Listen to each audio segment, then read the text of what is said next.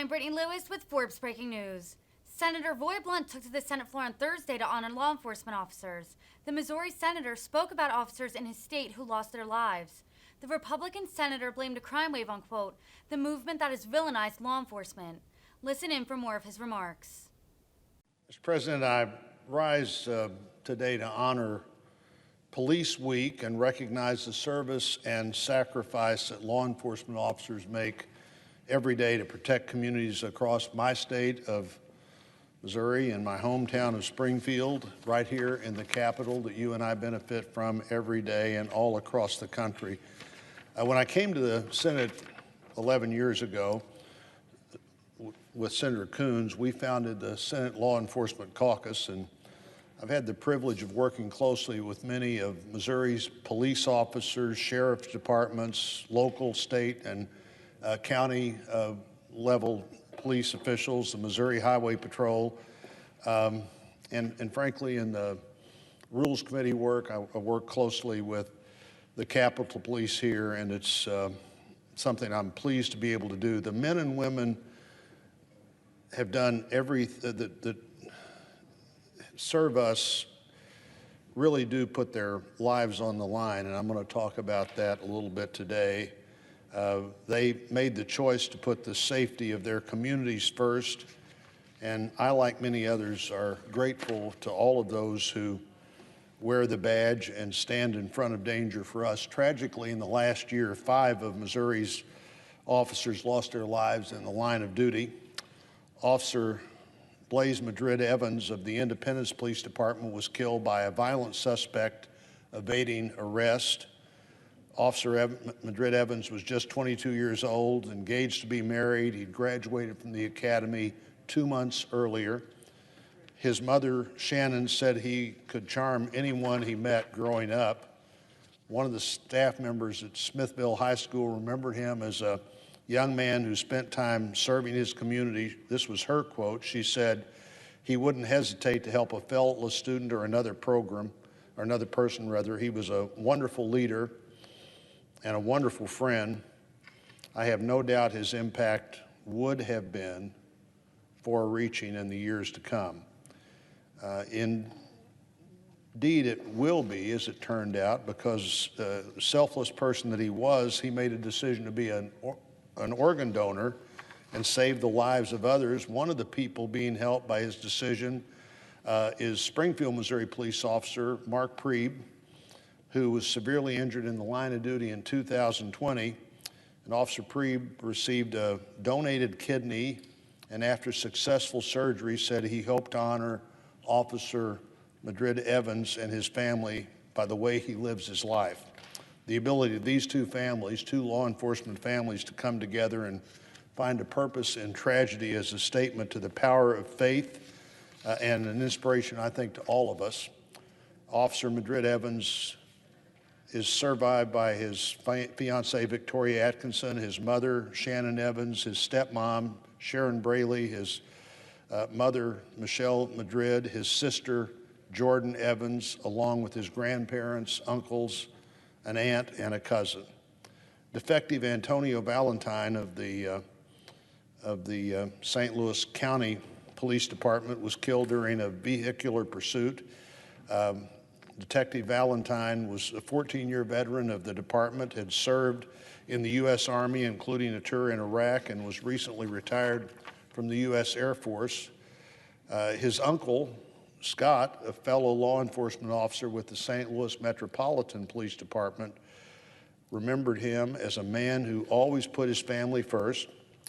When he was a child, according to his uncle, things were hard, and his uncle's quote was, "There's nothing like having to fight a roach for a cracker," his uncle said. But no matter what little the family had, Detective Valentine went without to be sure his siblings had what they needed.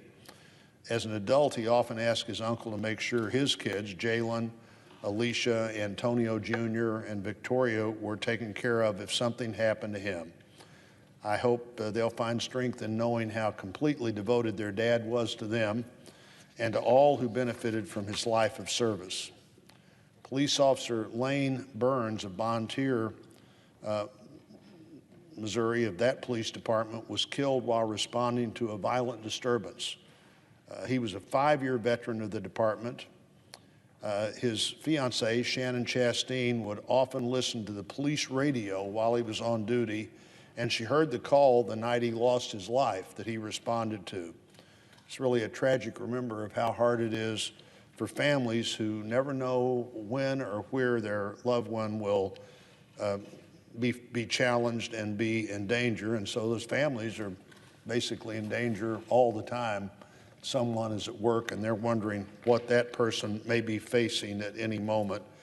Officer Burns is survived by Shannon and by his children, Ivy Claire and Raiden Michael Burns, his parents, Joe and Julie Burns, brothers Scott and Steve Burns, and his grandmother.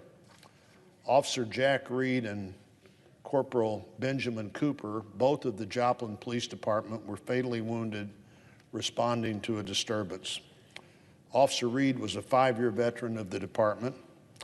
He said, this is his quote, "Jake was the epitome of selfless service and sacrifice." Ending that quote, Joplin Police Chief Sloan Rowland said, like Officer Madrid Evans, Officer Reed was also an organ donor, and he'll continue to impact the lives of countless recipients and their loved ones who, thanks to his selflessness, will have more time together and a better quality of life.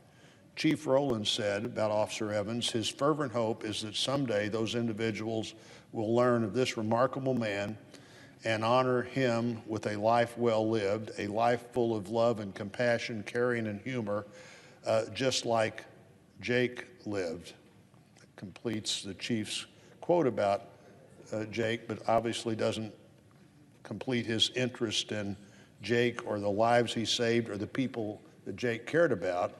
And that included his wife, Bailey, with whom he'd celebrated his first anniversary earlier this month, as well as his parents, Robert and Melissa Reed, his brother, Sam Reed, his in-laws, and a nephew. Corporal Benjamin Cooper was a U.S. Army veteran. He initially joined the Joplin Police Department in 2003 and returned in 2013 after spending time as a K-9 officer in Colorado. His funeral brought together former colleagues from all over the country. His friend and former colleague, Reverend Brian Henderson, remember him as an officer who didn't pull any punches, but, quote, always had your back no matter what. Reverend Henderson also said, despite his tough exterior, Corporal Cooper, or Coop, had a sneaky sense of humor.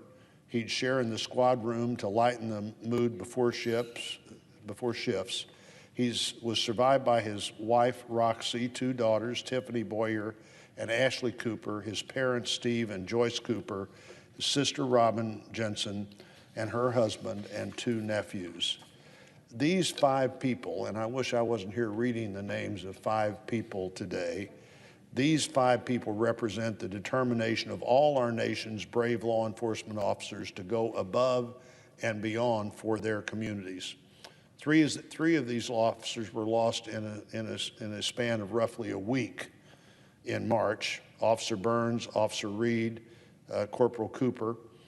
Their loss was certainly a gut punch to the Missouri law enforcement community, and I was proud to join my colleague, Senator Hawley, in introducing a resolution to honor their service and sacrifice, which was adopted by the full Senate on May the 10th.